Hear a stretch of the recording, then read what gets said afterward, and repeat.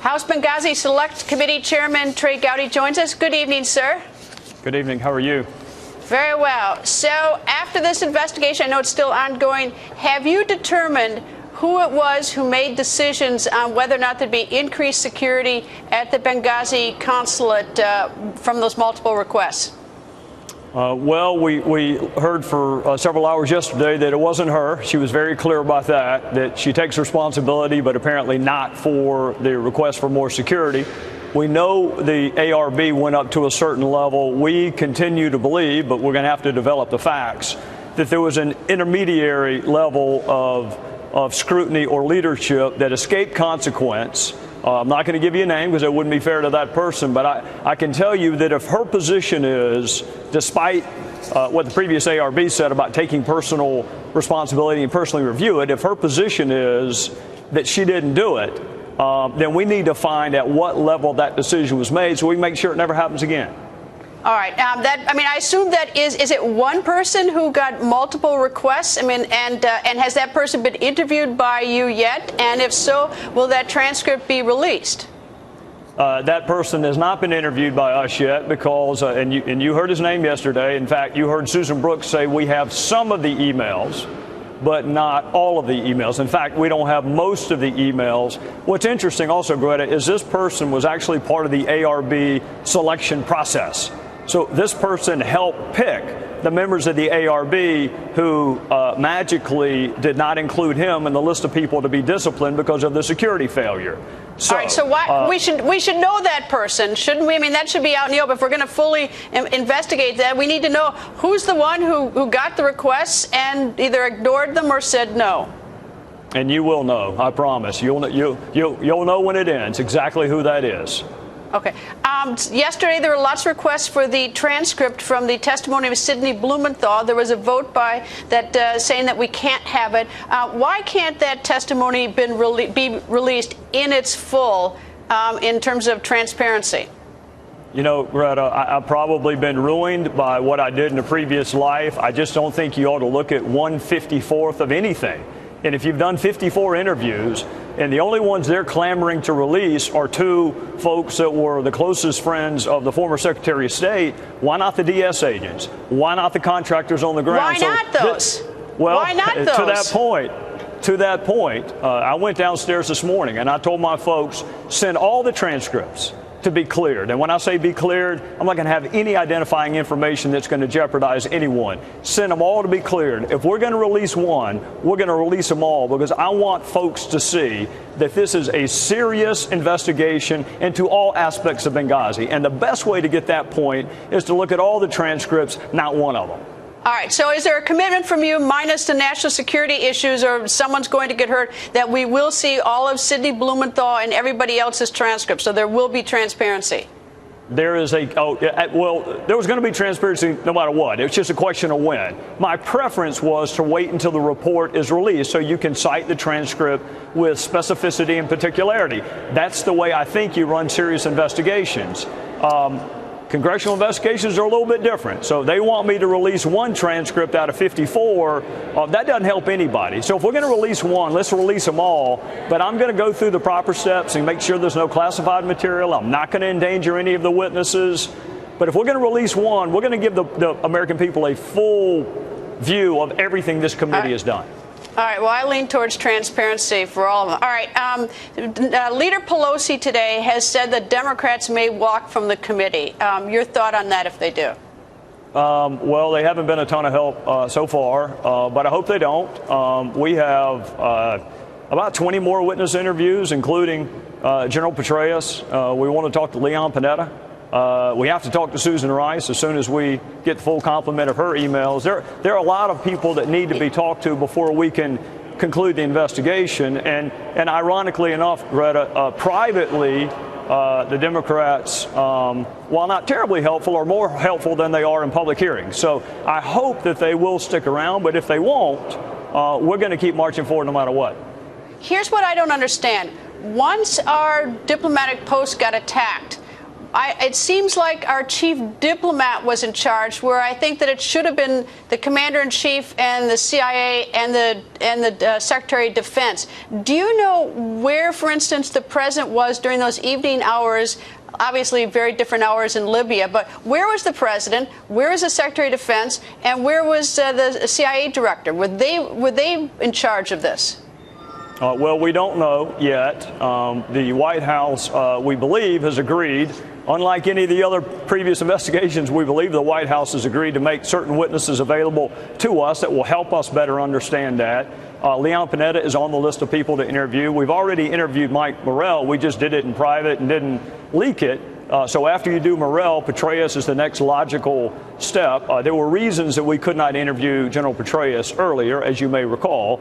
But all three of those names need to be interviewed, and because they will contribute to the mosaic or provide information that will enable me to answer your questions.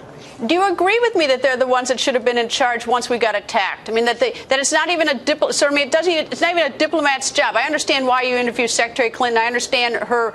She's part of the chronology and the security. But it seems to me it's like, what in the world were they doing that night?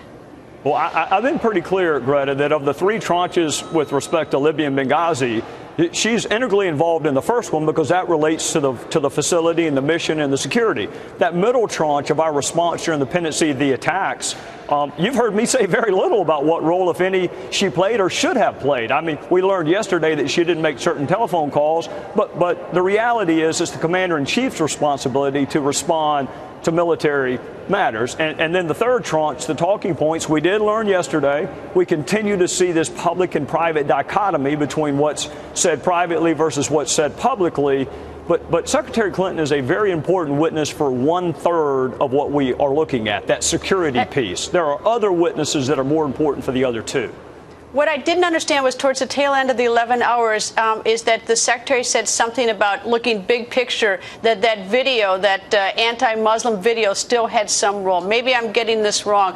But, I mean, did you get the sense that she thinks the video was still part of this? Or, at what point? I know that she sent that letter off to Chelsea, or that email off to Chelsea that night. But where do we stand on this video?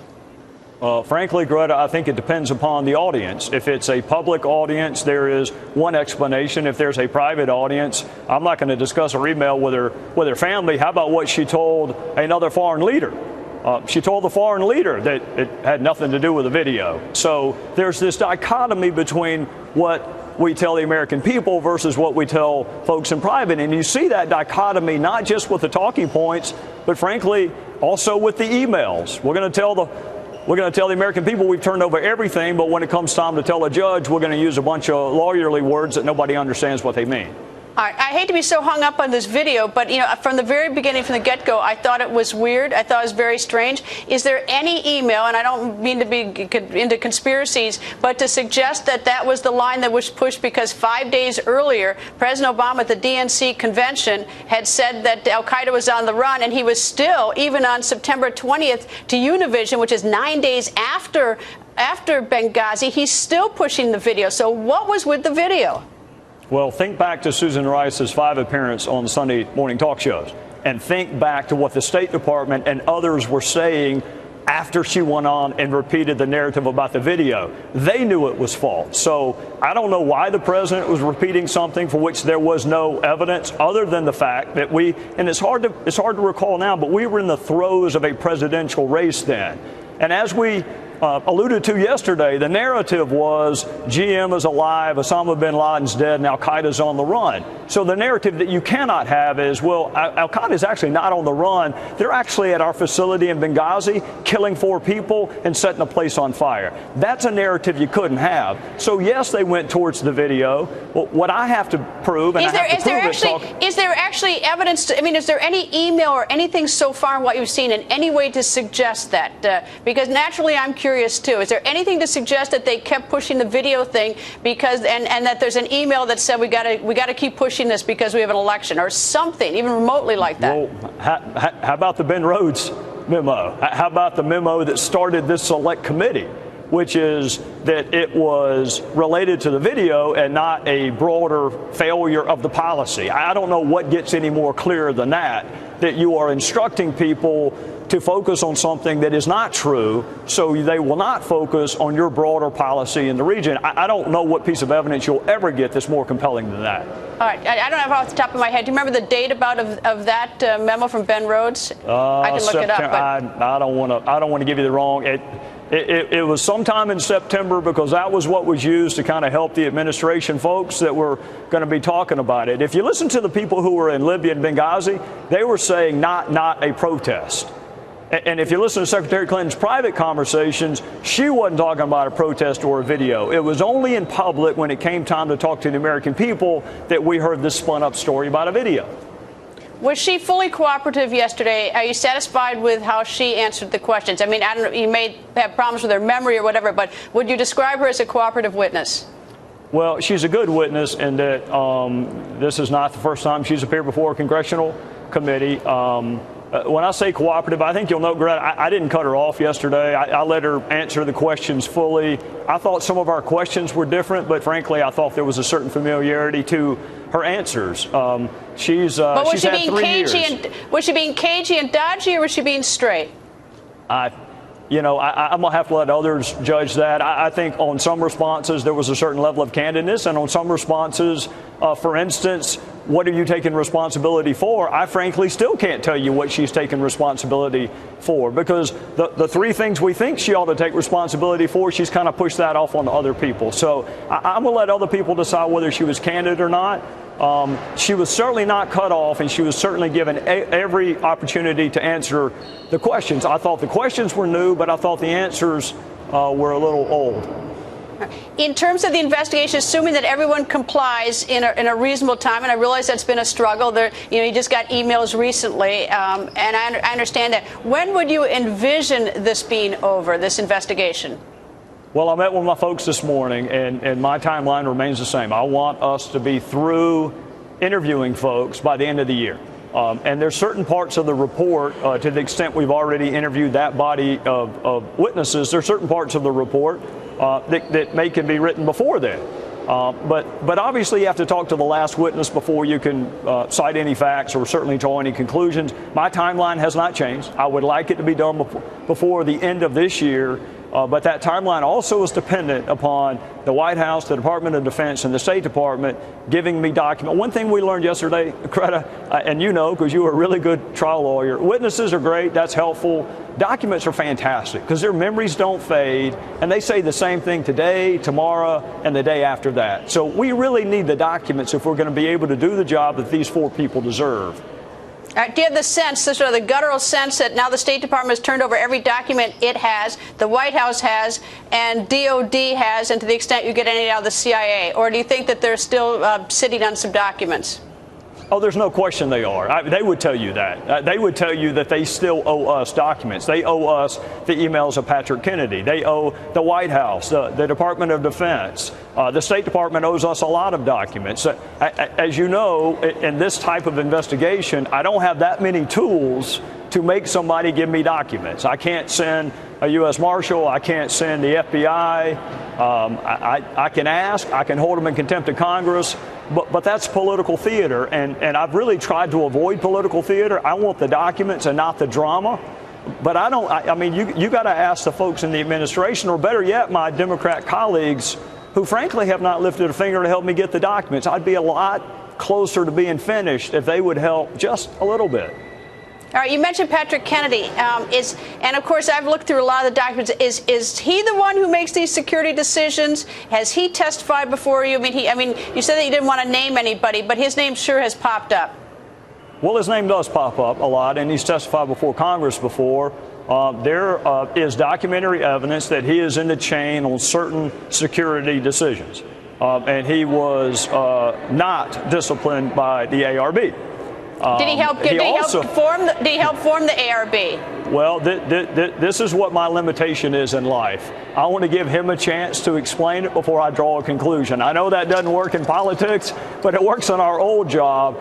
He needs to be given a chance to come in a transcribed setting and explain what role he played. I know what the email says, but I want to give him a chance to say what role he played in the selection of the ARB members and what role he played in the approval or disapproval of security.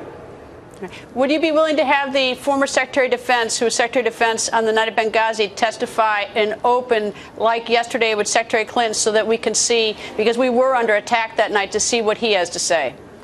I would, to the extent that he can. I don't want to put him in a position because I think it actually is counterproductive for him to be able to say, I can answer that question, but not in this setting. He's written a book, so there's certain things I think he does feel comfortable talking about. But here's the problem with if it's not out in the open, then everyone gets suspicious. Like if we can't have all Sidney Blumenthal, then we get suspicious. There may be legitimate reasons for everybody. I'd rather have it out in the open, and if we get to something sensitive, go behind closed doors. But at least err on the side of having it open, because otherwise everyone runs with it in terms of a conspiracy on a hearing, either Democrats or Republicans. Trust me, I have lived what you just said. I have lived it. But you know who else was in town yesterday? James Comey. And nobody expects Comey to give them an update on the status of his investigation. And nobody expects Comey to say, this is who we've talked to and this is who we're going to talk to next. Everybody is okay with the fact that the Bureau is conducting their investigation the way that they're doing it. And so am I. I would not have it any other way. So if it's good for that kind of investigation, it's difficult for me to see why it wouldn't also be good for a serious investigation on this side. If I can do Panetta in public, he's a very well-regarded guy on both sides of the aisle. I think he'd be a good witness. If I can do him in public and have a constructive conversation. But part of what I saw yesterday, Greta, wasn't all that constructive. And for the American people to just tune into a 9-hour food fight, I would err on the side of a private one before I would do that. Mr. Chairman, thank you very much for joining us. Yes, ma'am. Thank you, sir.